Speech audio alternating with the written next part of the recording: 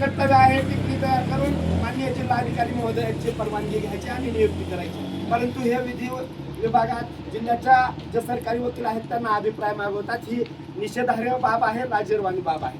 त्यानंतर जिल्हाभर गाजलेलं जे महाराष्ट्रभर गाजलेलं संतोष पवार खून प्रकरण आहे.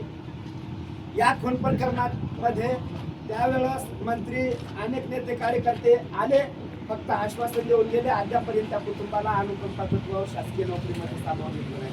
आमची या ठिकाणी प्रमुख मागणी आहे, त्या कुटुंबाला अनुकंपा तत्त्वावर शासकीय नोकरी सामावून घेतलं पाहिजे आणि त्यांचे जे वयोवृद्ध आई वडील आहेत त्यांना ॲट्रॉसिटी ॲक्ट प्रमाणे पेन्शन मंजूर केली पाहिजे.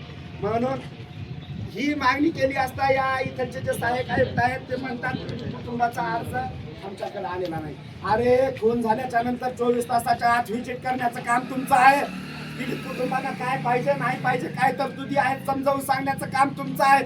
आणि तुम्ही पीडित कुटुंबाच्या अर्जाची वाट पाहता लाज वाटत नाही यांना. म्हणून पेन्शन मंजूर केलं पाहिजे. या ठिकाणी रोजगार सेवक